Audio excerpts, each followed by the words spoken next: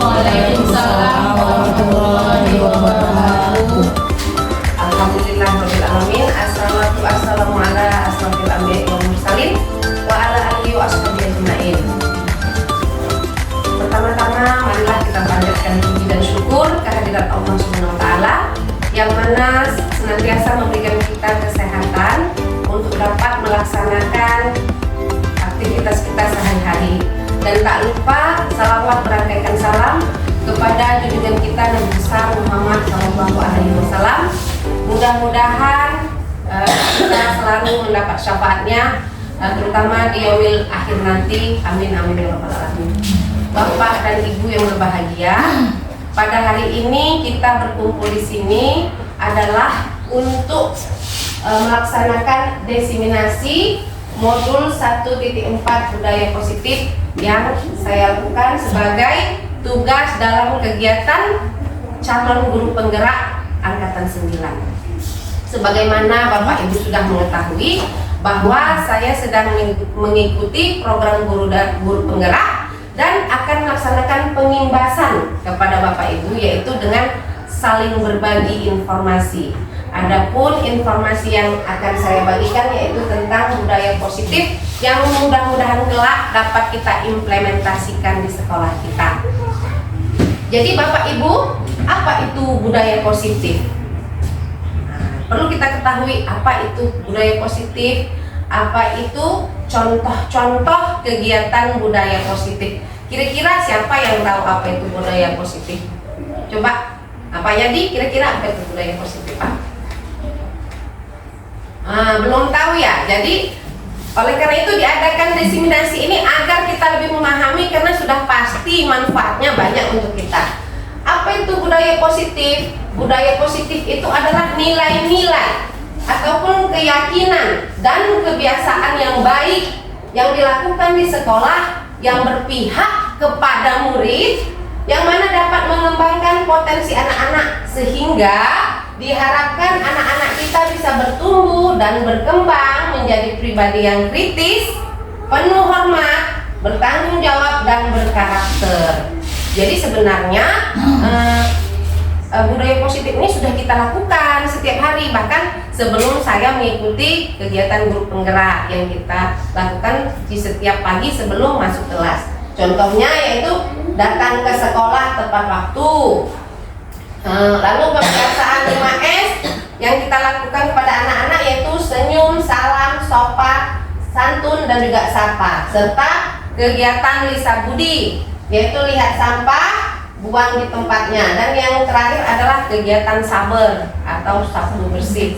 Dan ada juga beberapa contoh kegiatan kita yang lainnya Bapak Ibu, seperti kegiatan literasi dan juga kegiatan religius.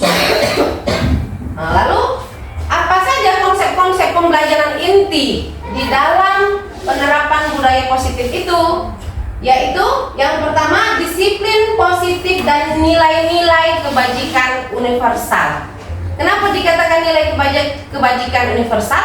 Karena nilai-nilai ini tidak memandang suku, tidak memandang ras, semua di seluruh negara diterapkan. Apa contohnya? Misalnya saling menghargai. Walaupun ras apa, agama apa, kita tetap saling menghargai.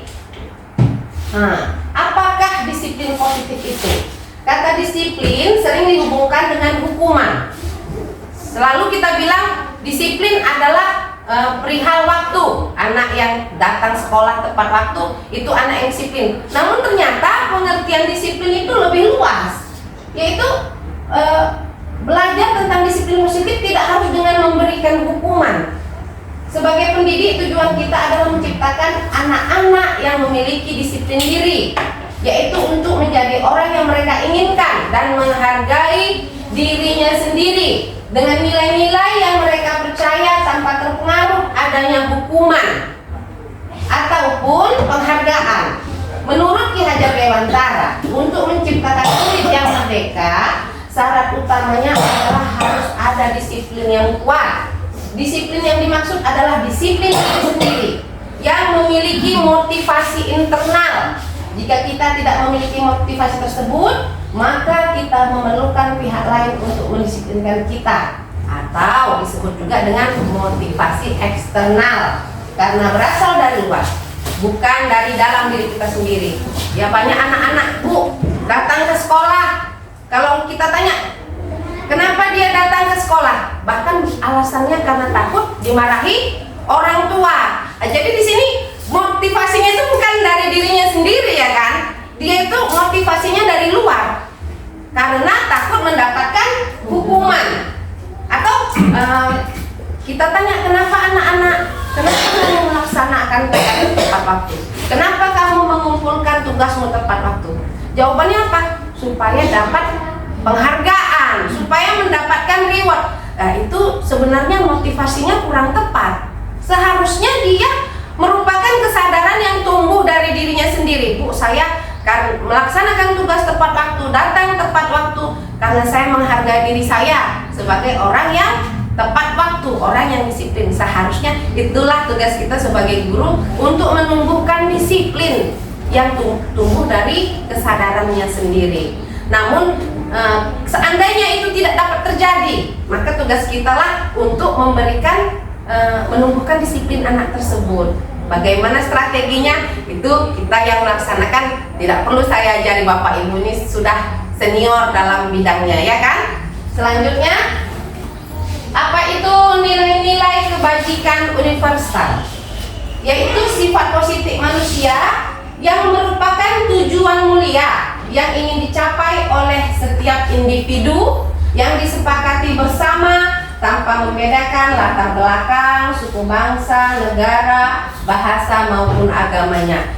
Setiap agama pasti memiliki keyakinan yang sama, bahwa tidak ada agama yang mengajarkan kejahatan atau perilaku tidak terpuji. Jadi nilai-nilai kebajikan universal ini akan diterima bahkan di negara-negara luar sekalipun. Kalau kita menghargai orang lain, pergi kita ke luar negeri, kita tetap menghargai orang lain karena itu sudah tertanam sebagai karakter manusia. Itulah yang kita harapkan terjadi pada anak-anak kita. Dimana kita tahu Bapak Ibu sekarang kan anak-anak ini sangat degradasi moral, sangat tinggi. Kita semua sudah mengalami. Di mana salahnya? Jadi ini adalah cukup kita mempunyai motivasi untuk mengintervensi anak-anak. Barangkali orang tuanya tidak sempat menanamkan karakter yang dipekerti. Mudah-mudahan mendapatkan dari kita membuat karakter yang baru terhadap anak tersebut. Selanjutnya ada teori motivasi, hukuman dan penghargaan serta restitusi. Jadi ini sebenarnya begitu saya masuk di CGP saya juga kaget Bapak Ibu. Kaget saya kenapa? Ternyata pemberian penghargaan itu tidak sepenuhnya betul. Karena ternyata pemberian penghargaan ini pun dapat menurunkan kualitas. Nah, bagaimana itu? Mari kita pelajari. Yaitu Diana Gosen menyatakan ada 3 motivasi perilaku manusia, yaitu yang pertama untuk menghindari ketidaknyamanan atau hukuman. Jadi di dalam mindsetnya itu apa yang akan terjadi apabila saya tidak melakukannya akan berpengaruh pada mereka secara fisik, psikologis maupun tidak terpenuhinya kebutuhan mereka apabila mereka tidak melakukan tindakan tersebut. Motivasi inilah yang saya katakan tadi sebagai motivasi eksternal. Anak datang terlambat takut dimarahi gurunya. Anak tidak mengerjakan PR karena takut dihukum. Nah, itulah dia itu melakukannya bukan dari dalam dirinya, tetapi dari motivasi eksternal. Yang kedua, untuk mendapatkan imbalan ataupun penghargaan orang lain. Yaitu di sini orang berperilaku untuk mendapatkan imbalan atau penghargaan dari orang lain. Nah, pernahkah Bapak Ibu mendapat kejadian ini? Pernah apa tidak? Pernah dong ya. Karena anak-anak itu kalau mengerjakan PR konten 100, apa yang diharapkannya? Yaitu mendapatkan penghargaan. Apa aja penghargaannya? Apa mungkin dikasih hadiah bonbon, nanti dapat hadiah alat tulis, itu motivasinya. Jadi sebaiknya untuk menjadi orang yang mereka inginkan dan menghargai diri sendiri dengan nilai yang mereka percaya, yaitu mereka melakukan karena nilai-nilai yang mereka yakini dan hargai, dan mereka melakukannya karena mereka ingin menjadi orang yang meyakini nilai tersebut. Ini adalah motivasi yang akan membuat seorang memiliki disiplin positif, karena motivasi perilakunya bersifat internal, bukan eksternal. Nah, jadi bagaimana kita menumbuhkan anak itu dengan kesadaran sendiri. Tapi saya sadari pasti anak-anak kita pun ada yang memiliki kesadaran, memang dia ingin melakukannya itu karena kesadaran dirinya sendiri. Hukuman bersifat tidak terencana, tidak direncanakan, atau tiba-tiba, memaksa dan menyakitkan, ya, baik itu secara psikis ataupun verbal.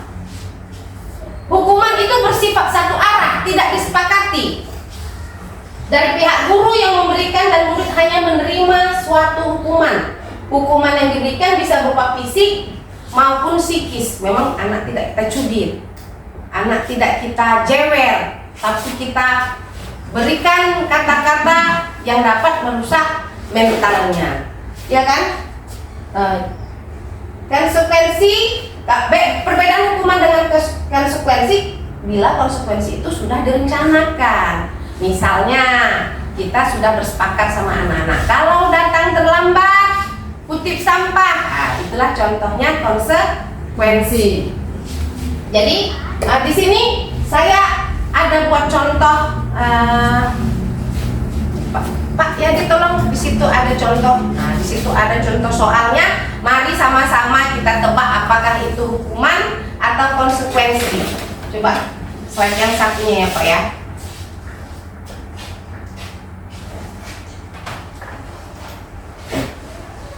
Ya.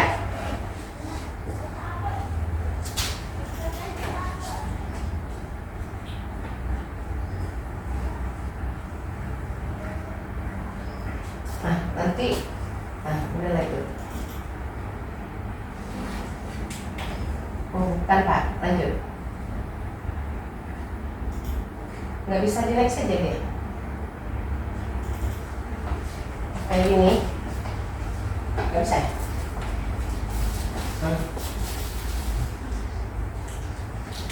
Nggak bisa ya? Bukan PPT. Oh ya, bukan PPT dia ternyata.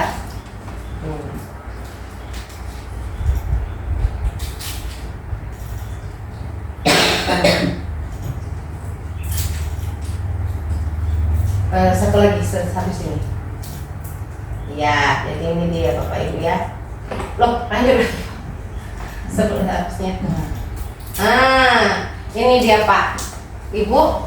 Contohnya tindakan guru yang nomor 1.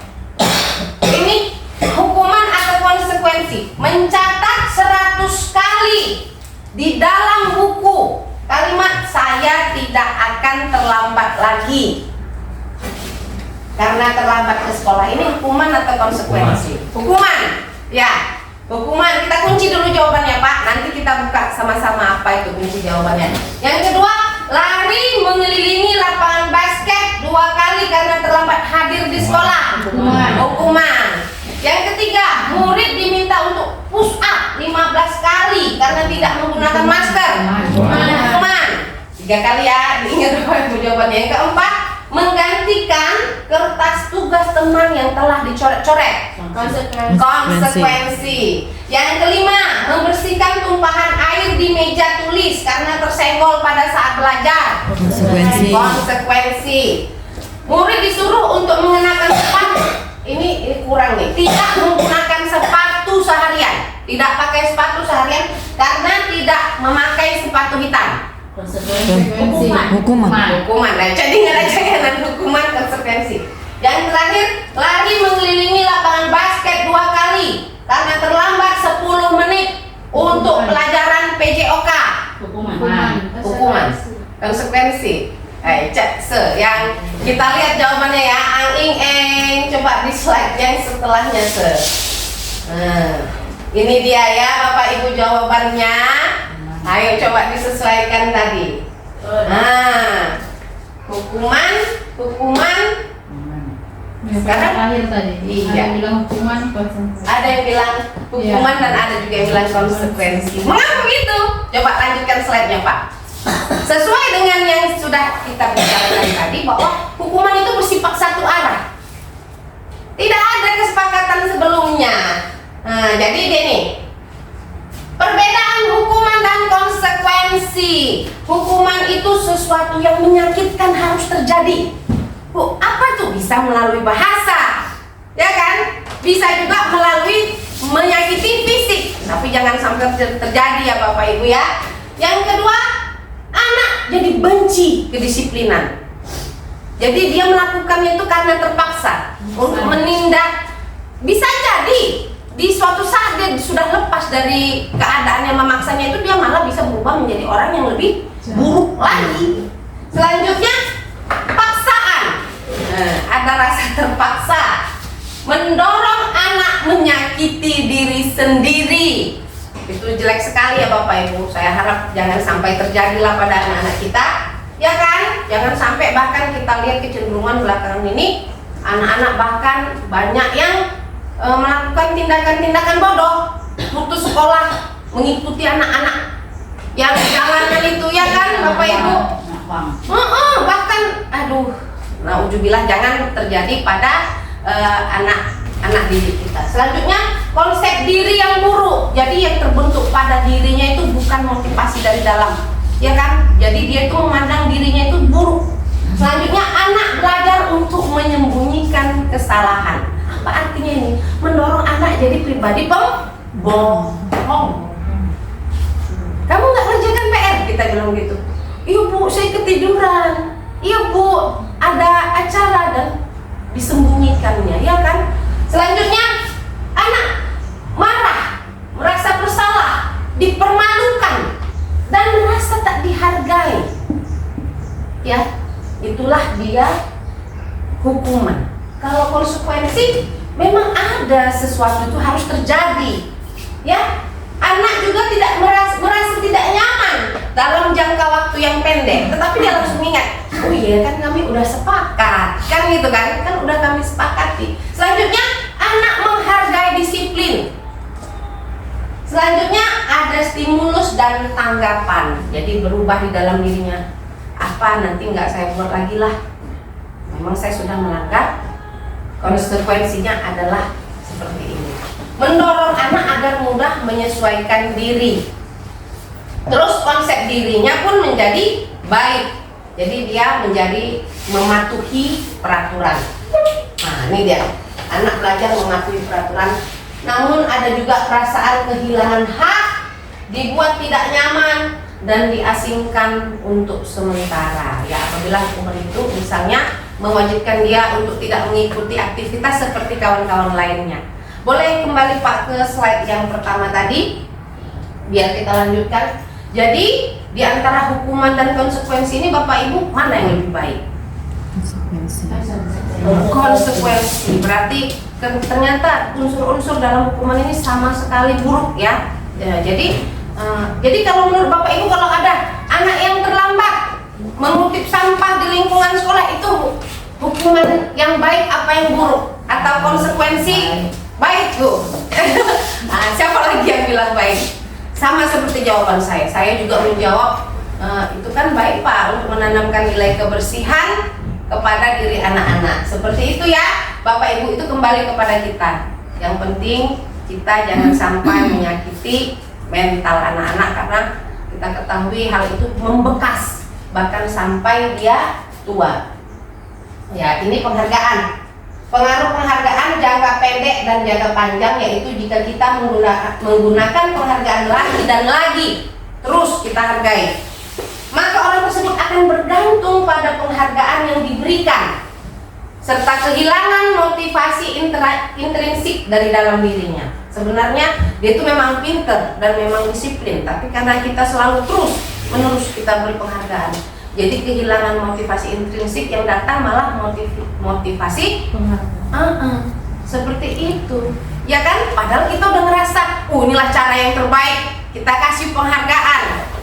Tapi Bukan dengan itu kita menyetop penghargaan ya Bapak Ibu, tetap harus ada penghargaan orang tetapi melihat situasi dan kondisinya. Penghargaan tidak efektif adalah reward yang terbentuk suatu benda atau uang atau permen atau coklat yang dibuat dengan persyaratan hanya jika Anda melakukan hal ini maka Anda akan mendapatkan penghargaan. Ya, misalnya, ayo siapa yang bisa jawab pertama dapat 2000. Nah, jadi kan anak-anak itu mengharapkan penghargaan dan hal itu sangat tidak baik. Nah, selanjutnya, jika saya mengharapkan suatu penghargaan dan tidak mendapatkannya, maka saya akan kecewa dan berkecil hati, serta kemungkinan lain kali saya tidak akan berusaha sekeras sebelumnya. Ya, apa yang terjadi akibat penghargaan tadi? Kurang kita sadari, namun ternyata membuat penghargaan itu menjadi kurang efektif. Selanjutnya, penghargaan itu dapat merusak hubungan.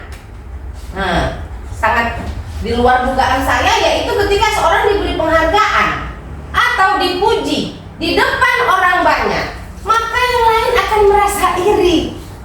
Padahal sedikit banyak pun dia sudah ada berbuat. Namun kita memuji satu orang saja, menimbulkan iri pada yang lain. Dan sebagian dari mereka akan tidak menyukai orang tersebut. Apalah dikasih gelar, ya kan? Diberikan penghargaan tersebut. Jadi ternyata tidak selamanya penghargaan itu baik. Selanjutnya, restitusi. Apakah Bapak Ibu sebelumnya pernah mendengar kata restitusi? Belum ya? Sama, saya pun mendengarnya hanya ketika mengikuti CGP. Walaupun saya banyak mengikuti diklat, baru kali ini saya mendengarkan restitusi. Apa itu restitusi? Restitusi adalah proses menciptakan kondisi bagi murid untuk memperbaiki kesalahan mereka, sehingga mereka bisa kembali pada kelompok mereka dengan karakter yang lebih kuat. Menurut Gosen 2004, kalau hanya membaca kita tidak akan paham, tapi begitu kita melakukan maka kita akan memahami. Mengapa? Karena ternyata hukuman dan konsekuensi dan restitusi adalah tiga hal yang berbeda, dan ketiganya ini memiliki peringkat masing-masing. Ibu tinggal memilih, Bapak Ibu memilih mana yang lebih baik untuk dilaksanakan. Restitusi membantu murid menjadi lebih memiliki tujuan, disiplin positif, dan memulihkan dirinya dari berbuat salah. Apakah menurut Bapak Ibu manusia itu wajar tidak berbuat salah? Wajar. Adakah manusia tidak punya salah? Nggak ada. Jadi begitupun murid. Jadi kita memberikan, menstabilkan kepada mereka, wajar kamu melakukan itu. Nah, baru kita validasi kesalahannya. Adapun langkah-langkahnya itu, ciri-ciri restitusi yang pertama, restitusi itu bukan untuk menebus kesalahan, namun untuk belajar dari kesalahan. Ya, dalam pendekatan restitusi, ketika murid berbuat salah, guru tidak mengarahkan untuk menebus kesalahannya dengan membayar uang atau memperbaiki kerugian yang timbul.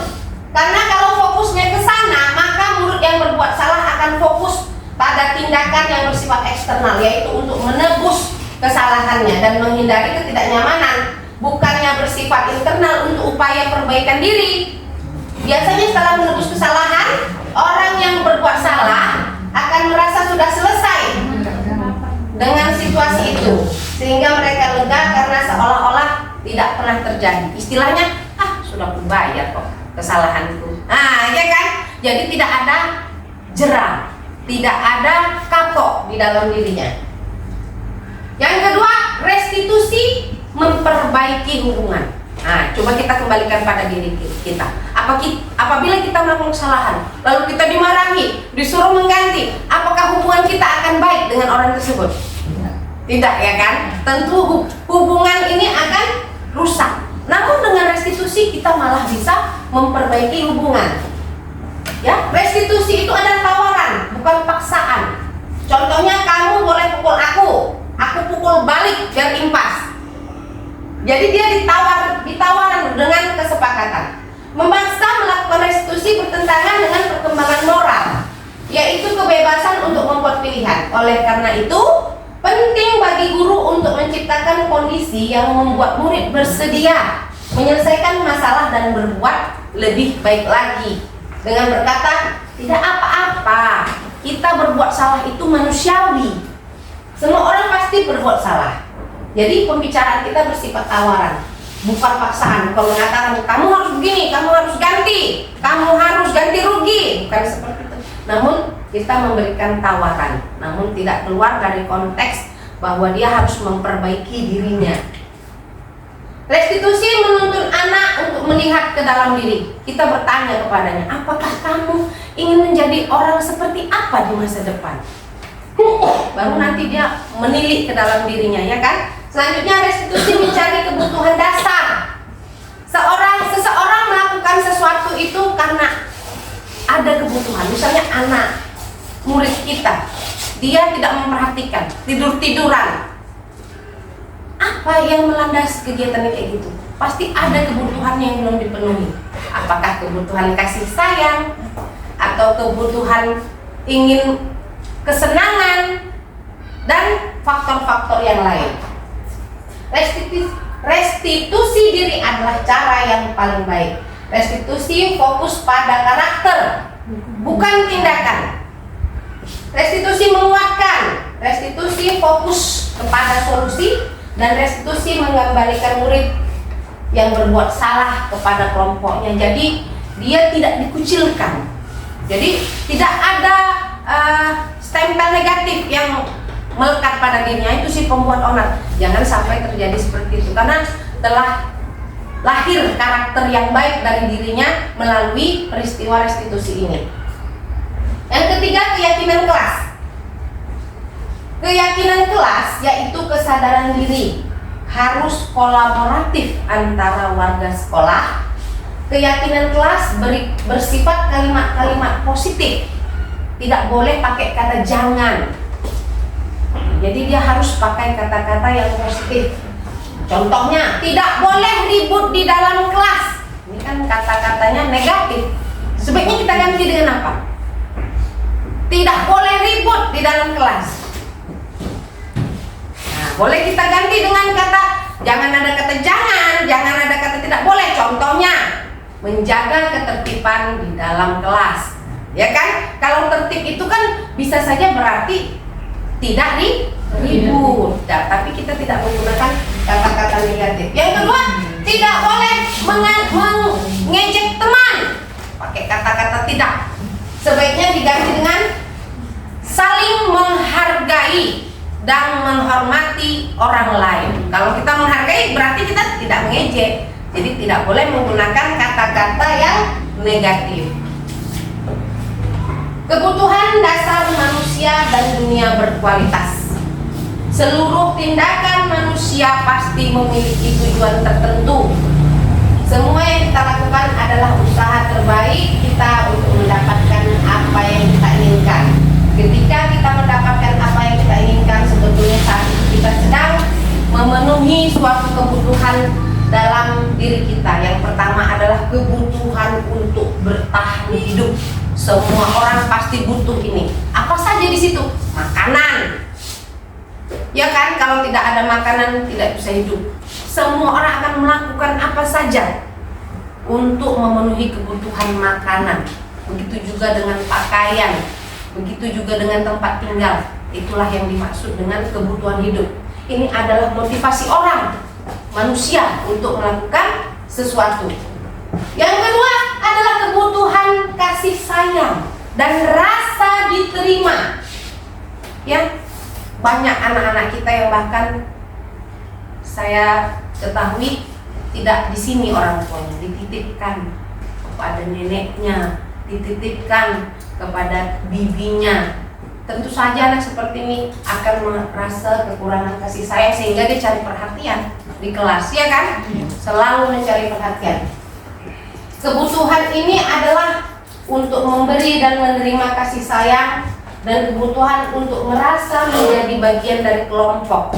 Kebutuhan ini meliputi keinginan untuk tetap terhubung dengan orang lain seperti teman, keluarga, pasangan hidup, teman kerja. Jadi biasanya indikasinya anak-anak kita di kelas itu suka nyolain kawannya, ya kan? Atau suka kecaperan sama gurunya. Karena sebenarnya kalau hal ini tidak terpenuhi, maka akan bisa jadi membuat anak itu salah jalan, ya kan? Misalnya lah pernikahan dini kita bilang, ya kan? Karena dia tidak mendapatkan kasih sayang yang dia harapkan, sehingga menjadikan dia mencari kasih sayang di tempat yang lain, ya. Bahkan dia tidak memperdulikan dengan kondisi yang lain, dia hanya memperdulikan dirinya. Di mana saya mendapatkan kebutuhan ini, seperti itu Bapak Ibu. Jadi kita harus memahami kenapa ya anak ini begini, apa yang mendorong dia begini, ada nih kebutuhannya yang belum terpenuhi. Seperti itulah pertanyaan di dalam benak kita. Yang ketiga, penguasaan atau kebutuhan pengakuan atas kemampuan. Dia merasa bisa. Jadi kebutuhan ini berhubungan dengan kekuatan untuk mencapai sesuatu, menjadi kompeten, menjadi terampil, diakui, ya kan? Diakui dia itu hebat, didengarkan, ya. Jadi anak-anak yang memiliki kebutuhan dasar akan penguasaan yang tinggi biasanya selalu ingin menjadi pemimpin. Mereka juga suka mengamati sebelum mencoba hal baru dan merasa kecewa apabila mereka melakukan kesalahan. Mereka juga biasanya rapi dan sistematis dan selalu ingin mencapai tujuan yang terbaik. Yang ketiga, kebutuhan akan kebebasan, yaitu kebutuhan untuk bebas, ya, untuk mandiri, untuk otonomi, memiliki pilihan dan mampu mengendalikan arah hidup seseorang. Anak-anak dengan kebutuhan kebebasan yang tinggi menginginkan pilihan. Mereka perlu banyak bergerak, suka mencoba, dan tidak terlalu terpengaruh orang lain, ya. Namun harus kita kendalikan bagaimana kebutuhan akan kebebasannya ini, jangan terlalu kebebasan tanpa batas. Jadi kita pahami kebutuhannya, namun kita jaga kondisinya agar tetap terkontrol. Dan yang terakhir adalah kebutuhan akan kesenangan. Anak-anak dengan kebutuhan dasar kesenangan yang tinggi biasanya ingin menikmati apa yang ia lakukan. Mereka juga bisa berkonsentrasi tinggi saat mengerjakan hal yang disenangi. Mereka suka permainan dan suka mengoleksi barang, suka bergurau, suka melucu, dan juga menggemaskan. Bahkan mereka bertingkah laku buruk tetap terlihat lucu, ya. Jadi mereka ini suka kesenangan. Jadi Bapak Ibu, saya tengok nih udah lemes nih. Ayo kita ice breaking dulu, yuk. Yuk berdiri di sini, yuk. Saya mau ajakin ice breaking dulu, berdiri di lorongan. Ayo Bapak Ibu. Nah, ini kuncinya cuma 5 gerakan, ya. 5 gerakan. Yang pertama adalah kalau saya buat gini, ini artinya Marina. Marina. Kalau saya bikin gini, menari. Nah, menari, ya kan?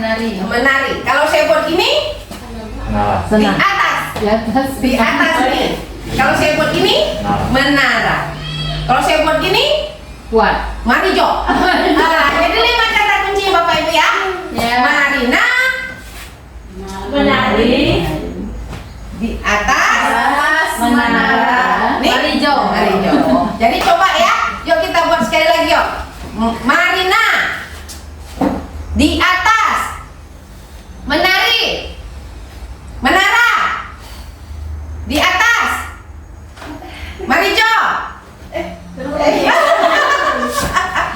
Oke, sekarang saya yang bergerak, Bapak Ibu yang menebak. Coba, ya.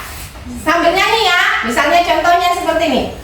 Marina menari di atas menara, di atas Menara. Mari menari. Nah, bisa? Bisa apa enggak? Bisa, saya gerak, Bapak Ibu nyanyi, ya. Ya. 1, 2, 3. Marina menari. Salah ya Bapak Ibu, ya. Ulangin, ya, sekali lagi, ya. Mari Jo menari di atas menara. Marina menari di atas menara. Mari Jo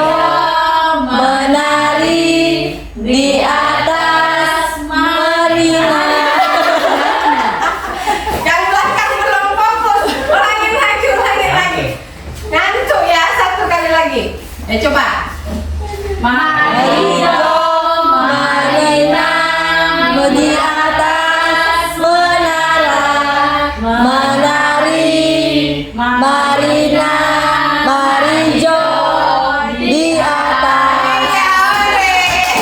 Terima kasih Bapak Ibu. Udah fokus semua ya. Jadi kita lanjutkan. Tadi kita sudah belajar motivasi, kita sudah belajar kebutuhan. Sekarang apa lagi ya? Sekarang yaitu tentang restitusi dan 5 posisi kontrol. Tadi kita sudah menyinggung restitusi. Apa itu posisi kontrol?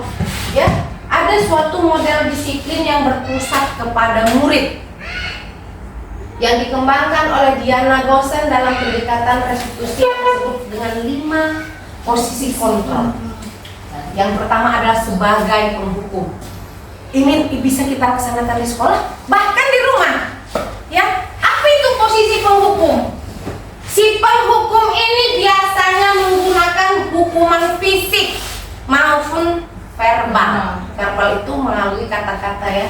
Guru yang menerapkan posisi penghukum akan berkata, patuhi aturan saya, atau awas, kamu selalu saja salah. Nah, inilah posisi guru sebagai penghukum. Posisi kedua sebagai pembuat merasa bersalah. Posisi ini biasanya gurunya ini akan bersuara lebih lembut.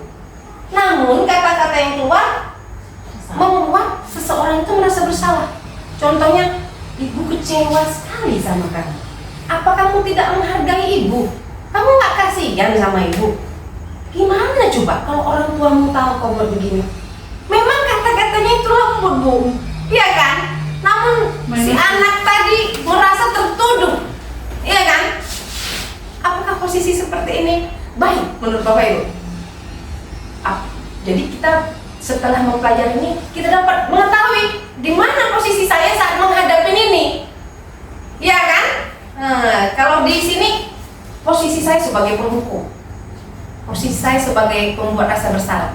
Selanjutnya, posisi kita sebagai teman. Guru pada posisi ini tidak akan menyakiti murid, namun akan tetap berupaya mengontrol murid melalui persuasi. Apa nih persuasi? Ajakan. Dia nih ngerasa kayak teman.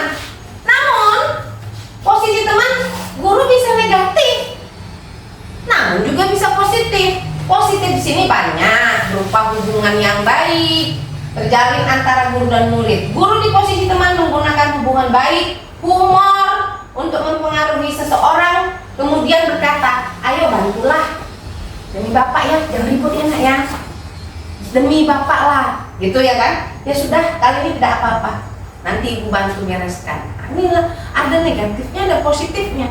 Positifnya hubungan kita menjadi dekat. Negatifnya seperti apa? Anak ini bergantung pada kita. Apa? Bapak itu oke-oke saja, ibu itu oke-oke saja. Inilah posisi kontrol sebagai teman. Selanjutnya, posisi kontrol sebagai pemantau.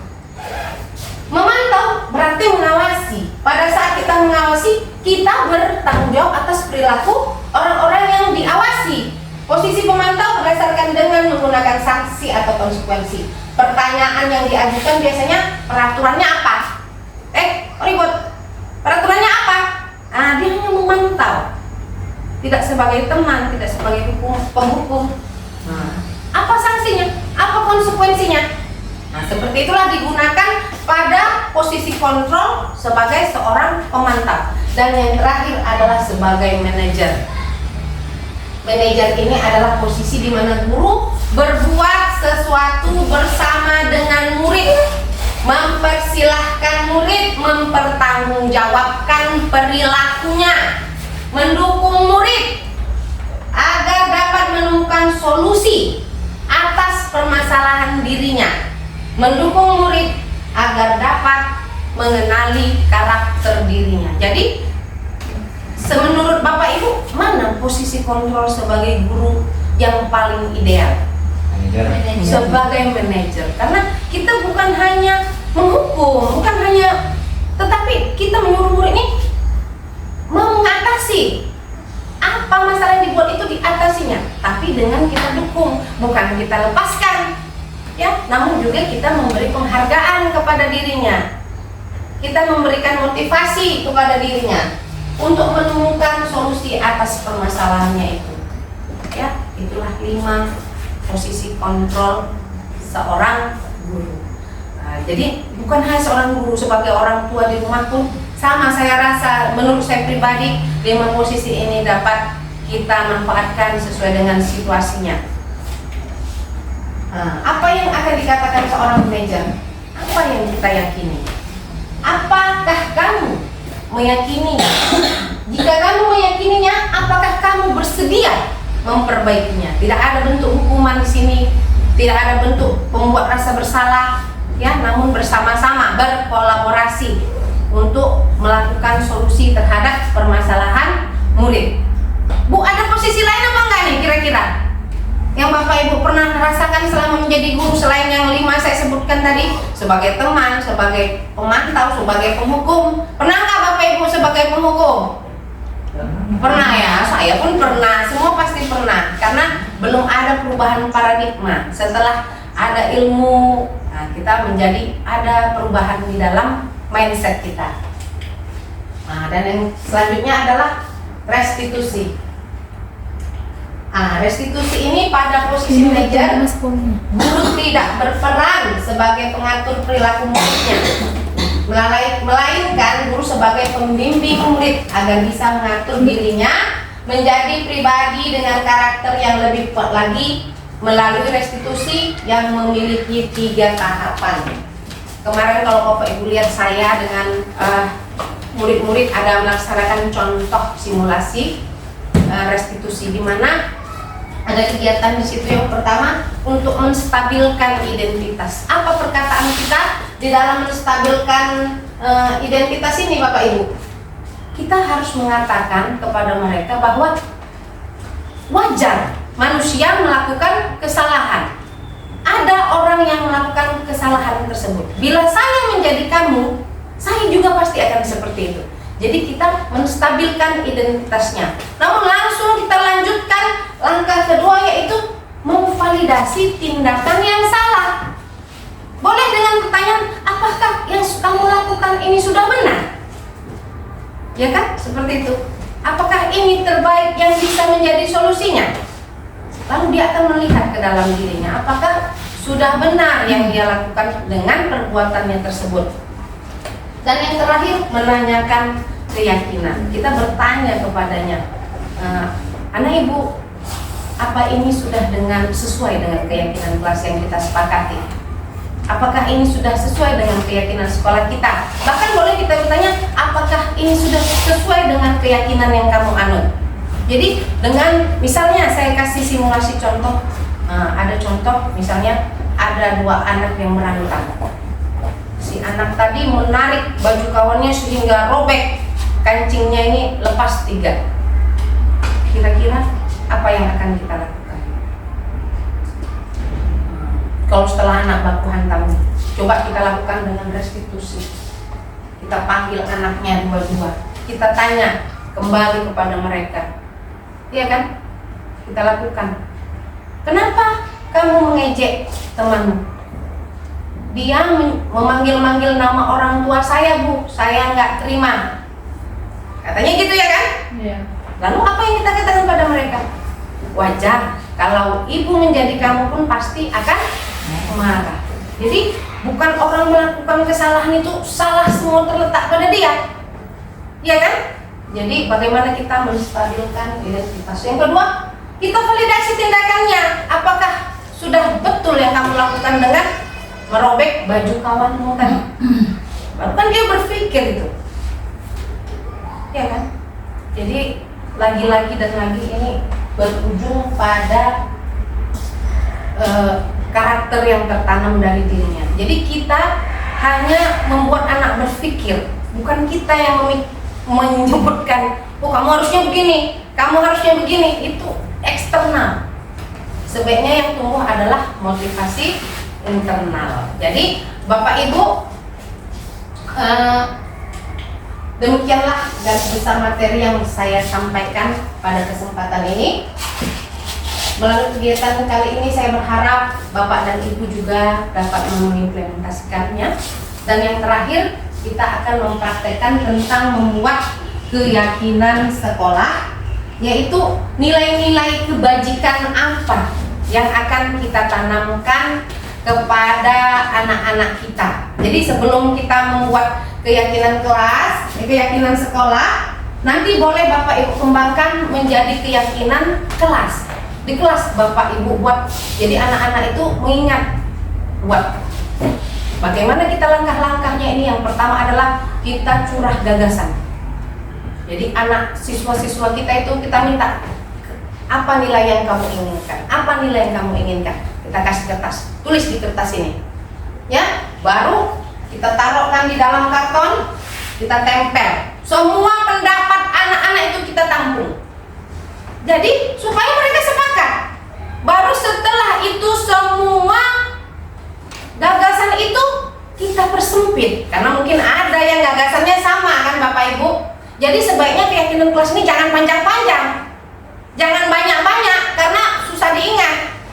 3 poin, 4 poin sudah cukup. Baru setelah itu tidak boleh pakai kata-kata yang iya, negatif. Jangan pakai tidak boleh begini, jangan begini. Gunakanlah kalimat-kalimat positif. Selanjutnya yang terakhir, setelah udah disepakatin, ditempelkanlah di dinding kelas. Jadi ketika anak melakukan kesalahan, ayo coba ingat nak, apa keyakinan kelas kita. Nah, seperti itu. Jadi setelah ini kita akan membuat keyakinan kelas, Bapak Ibu.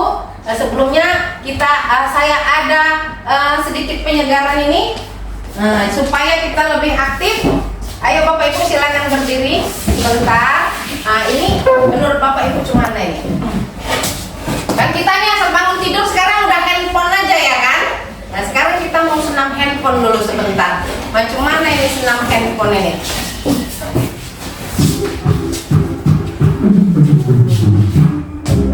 Ayo, sama-sama kita ya. Hanya 5 menit saja supaya segar.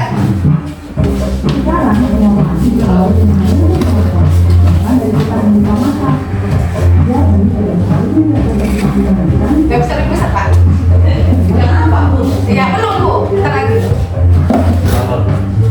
Senam ponsel, namanya ini senam ponsel ya Bapak Ibu. Nah, 2. Jalan cepat. Nih, lagi main HP sambil jalan.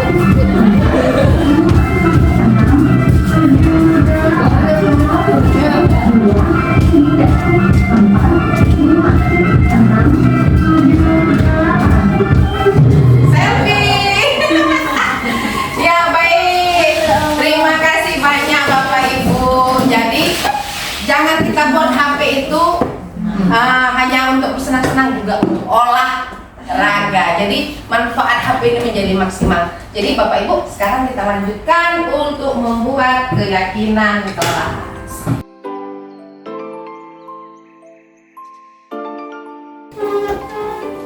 Bersalam kepada ibu guru.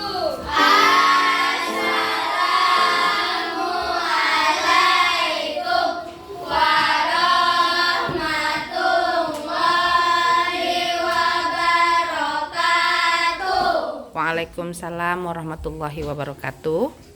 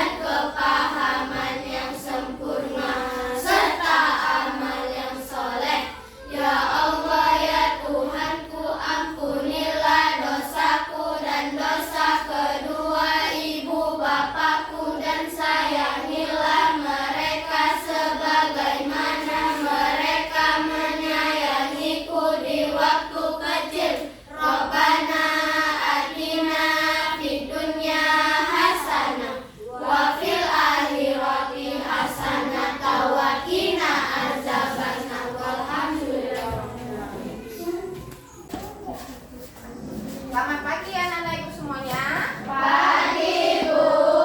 Apa kabar semuanya hari ini? Alhamdulillah luar biasa, penuh semangat terus belajar. Yes, yes, yes. Benar. Pada kesempatan yang lalu kan kita sudah belajar tentang apa nih? Kesepakatan kelas. Siapa yang masih ingat kesepakatan kelas? Farhan, kamu kemarin di sini sudah membuat kan? Apa coba kesepakatan kelas yang masih kamu ingat? Tidak boleh bertengkar. Sepakat? Sepakat. Ada yang tak sepakat juga. Nah, coba Julia, yang kamu ingat? Tidak boleh mencontek. Masih ada nggak mencontek? Ayo jujur, masih. Sepakat apa nggak tidak boleh mencontek? Enggak? Sepakat. Jadi ada nggak di sini yang sudah melanggar kesepakatan kelas? Coba tunjuk tangan bu. Saya semalam sudah melanggar kesepakatan kelas. Karena apa? Saya mencontek. Oh anak ibu. Sekarang kita akan membuat keyakinan kelas. Apa itu keyakinan kelas? Ada kesepakatan kelas, ada keyakinan kelas. Keyakinan kelas itu lebih dalam. Dia mengenai nilai-nilai kebajikan yang kita percaya bermanfaat. Bermanfaat bagi kita. Contohnya, seperti tadi, tidak boleh mencontek. Farhan bilang tadi tidak boleh berkelahi. Tetapi dalam keyakinan kelas tidak boleh menggunakan kata negatif. Jadi kita rubah. Dengarkan ya nak. Setelah ini Ibu akan meminta kamu satu persatu mengeluarkan pendapat keyakinan kelas apa yang akan kita buat. Ya, apa itu keyakinan kelas? Tidak boleh menggunakan kata tidak boleh, kata-kata jangan, kata-kata negatif tidak boleh digunakan. Setelah kamu nanti memberikan konsepnya, baru kita akan simpulkan menjadi hanya 5 poin saja. Nah, kalau kesepakatan kelas kita semalam, kamu seorang kan? Ini dalam keyakinan kelas dari kamu yang ada 20 lebih ini, jadi tinggal 5 saja.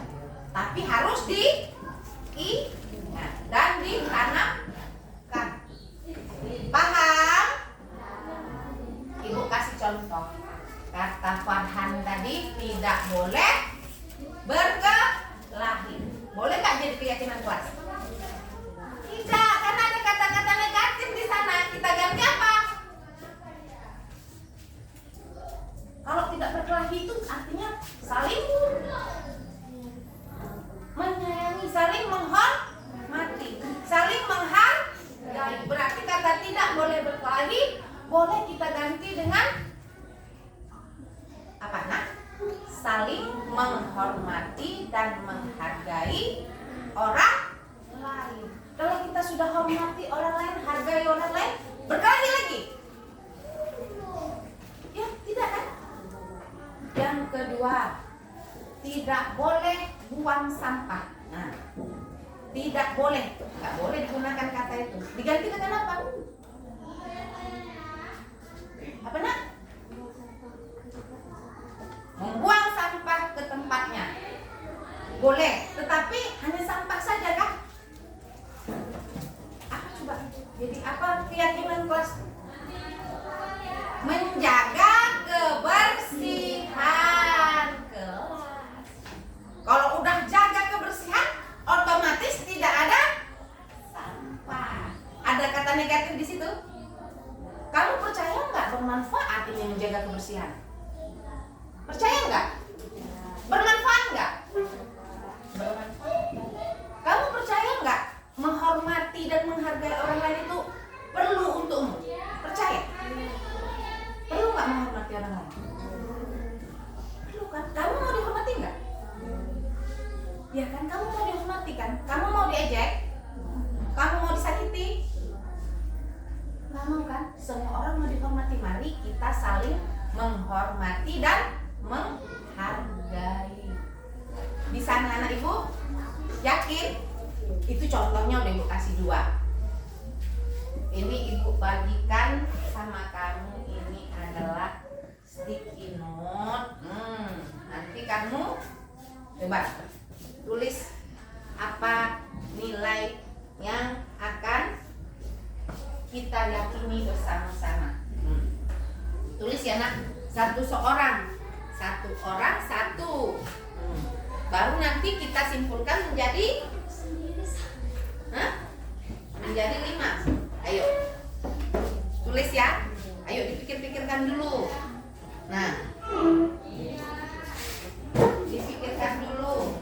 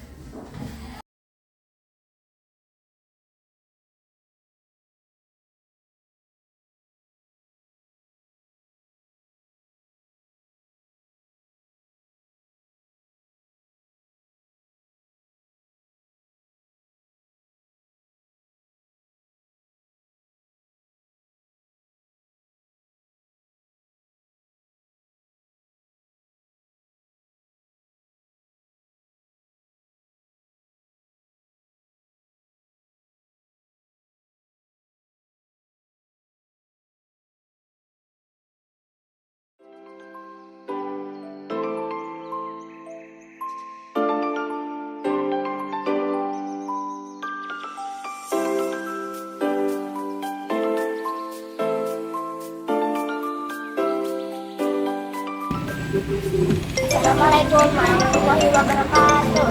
Saya minta arahnya.